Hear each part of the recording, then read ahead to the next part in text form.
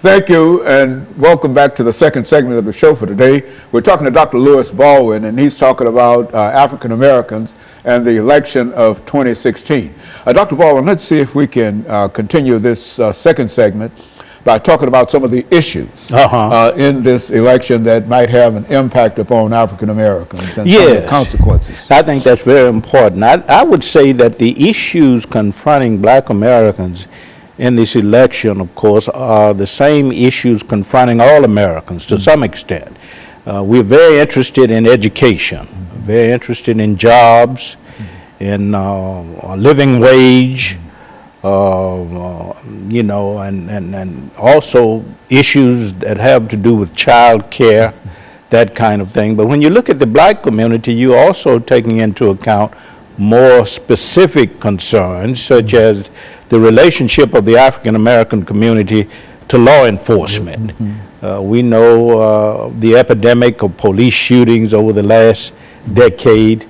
So Black Americans have a specific concerns about how we might improve relations between the Black community and policemen, of the Black community and law enforcement. And we also have a concern about equality, racial equity in the criminal justice system.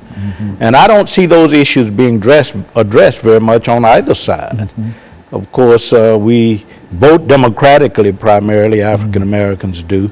But if you look at the presidential debates, two debates that have occurred so far, very little has been said about the Black community's relation to law enforcement, and very little has been said about the criminal justice system. Well, it seems to me that very little has been said in terms of policy about many things. Exactly. With this election, but go on. Yeah, how do you deal with issues of poverty, for an example? In areas like Detroit and Chicago, how do you deal with gun violence? Essentially nothing has been said about that policy-wise. So what we're dealing with here is an African American community that is struggling with how to cast their votes. I think most in the African American community will remain loyal to the Democratic Party, but we have to admit that very little has been said about these kinds of issues, about issues of affirmative action, about issues of voter suppression and intimidation. These are the kinds of issues that Black people hold dear. And unfortunately, we haven't seen much of this addressed in the debates between the presidential candidates. But I think African Americans will remain loyal to the Democratic Party. And you know, Dr. Baldwin, sometimes it appears that we've simply forgotten what the suffrage has done for African Americans. Exactly. You know, and I'm just hoping that there will be a renewed attempt on the part of our leaders to further enhance what we're trying to do at the ballot box. Exactly. If you look at the statistics now in the polls, I think we can say that 87% of African Americans will support the Democratic candidate. Of course, studies show since August of this year, 2016, that in some states 0% support the Republican candidate. And I've seen in other polls 1% to 8% for the Republican candidate. So what you see in these polls, of course, is the continuing loyalty of African Americans to a particular party system, the Democratic Party. But again, you know, the question remains, you know, to what extent have these party systems addressed the kinds of issues that African Americans hold dear? And I think that it's true, as you indicated, that we've seen very little information in reference to what the Democratic Party can and will do in terms of policy. Exactly. But on the other hand, the other folks have said absolutely nothing, anything about it. Exactly, you know, exactly. And usually what they refer to as dog whistles and all those kinds of old ideas of taking us back a century, almost a century. And that's the point you have to be careful about. How, to what extent will we turn back the clock? And I think you're quite right that the failure to address these issues means, of course, that what Black Americans feel and what they cherish have really gotten lost in this election cycle. you don't hear much discussed at all about what we think, or what we feel, or what we think about the future, or the kinds of issues that we hold dear, the kinds of values that we cherish. And so it's a very strange election cycle. And I think it's summarized by the word, what have you got to lose? Exactly, exactly. And when you start summarizing everything and looking at a large percentage of the electorate from that perspective, it's really difficult to find out how, and I don't see how a party can survive with the kind of attitudes that many of them are taking toward not only Africans, but all minorities. Yeah, Latino Americans, Muslim Americans, gay and lesbian Americans. You have to be very careful. I think you have to be able to respond with policy initiatives that speak to the concerns of all of these segments of our society. And unfortunately, we haven't heard very much about that at all. And of course, these debates that they're having really does not, in a real sense, produce any kind of information. It's a lot of showmanship and a lot of whatever. But really very little information in terms of what people will do. Yeah. And charges back and forth, attacks back and forth. And very little in terms of policy initiatives and policy solutions to the problems that we all face as Americans, and more particularly what African Americans face. And we've been down for a long time in terms of the kind of aid and assistance that we need in terms of ability to do what we have to do. Exactly. We're concerned very much about our future in this country. What about the future of affirmative action initiatives? What about the future of voting rights? What about the future of pay equity and employment opportunities? What about the imprisonment of African Americans and the astonishing rate of incarcerations in this country? You know, that's a curious thing. As many folks that are being killed in the streets by guns. Exactly. Everybody's afraid to say anything about trying to the gun culture and how it is contributing to a culture of violence in our country, and particularly in the black community. We haven't heard much about that at all. Not at all. And of course, what we're doing is getting ready for the second commercial break, and we'll be back with our audience following this very, very short commercial break.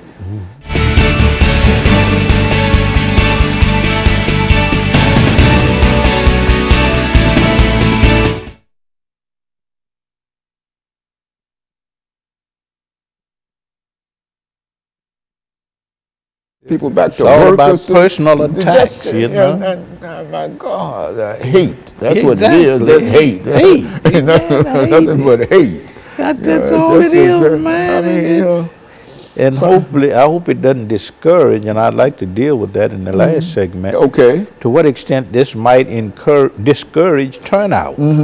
I think it's going to promote turnout myself. You do? Oh, yes. Oh, yes. I think that we're going to have the greatest, black folks going to get out and vote. I think, and I think all of the people who have felt disenfranchised gonna get out and vote. Lord, and that benefits the Democratic Party. Yeah, that will benefit the Democratic Party. I just don't see any place where folks are going to stay at home. I mean, this thing has gotten too hot. Oh, yeah, for folks. So you got to say something one way or the other. You know, that's what I told my son. I said, and my grandson, I said, now, y'all, you tell your folks y'all got to get out and vote. I don't care who you vote for. But one other thing we need to deal with, I think, is to the extent to which the third party, the Libertarian Party, with Johnson, the extent to which he's ciphering off some black votes. That's right. That's right. Yeah. But I think Miss Clinton's going to win this thing. I'm sure. That's what all of the folks that I hear on television, MSNBC, CNN, Wall Street Journal, Huffington Post, they all show a victory. And I'm just praying that.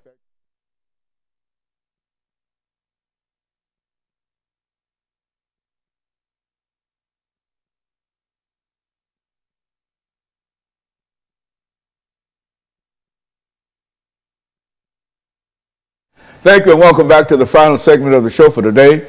We're talking to Dr. Lewis Baldwin, and he's giving us some information in reference to African Americans and the election of 2016. And of course, Dr. Baldwin, let's during this last segment, let's take the opportunity to deal with some issues that you believe to be important in this election, so that we can sort of end this particular segment, giving some directions in terms of what people can do and what we ought to do. I think this election is important, first of all, because we need to assure the preservation of the Obama legacy. Obama has been very intentional about addressing health care issues, about addressing employment issues in the black community, criminal justice issue, the issues that pertain to law enforcement and its relationship to the black community. So we need to preserve his legacy in terms of pushing legislation that address the concerns for African Americans and women. We have to keep in mind that the Ledbetter Law or Act was signed by President Obama, which called for equal pay equity for women. So we first of all got to preserve his legacy for the black community, and I think that's very important for the black community. Another concern, of course, is how will this election cycle, and particularly the person who wins the office of president, how will that person address issues such as affirmative action, such as gun control, criminal justice, crime in black communities? I think that is very, very important. We look to the future, black Americans do. We've always looked to the future, because we have had problems dealing with the past in many cases, and dealing with the present. We look to a future with hope. Things have to get better. Things have to get better. So we have a more hopeful view when it comes to the future. And I think black Americans today are looking for someone who will build on the Obama legacy. And I think most black Americans, studies show that 87% of blacks at least will vote for the Democratic candidate. And I think that most black Americans feel that the Democratic candidate, who happens to be Hillary Clinton, represents a better prospects, a better choice for the future in terms of how our own platform in the black community will be advanced, not only in terms of the preservation of the Obama legacy, but building on that legacy in terms of what? Creating more jobs. There's unemployment in certain black communities at 58%. So how will the future president address those kinds of issues? How will the future president address the gun issue? Hillary Clinton has talked about gun control. Donald Trump has talked about the Second Amendment rights and how to extend those rights. So I think, we have to look at that, because that's very, very important, because crime, particularly black-on-black crime, has reached epidemic proportions in places like Chicago and New Orleans and Philadelphia.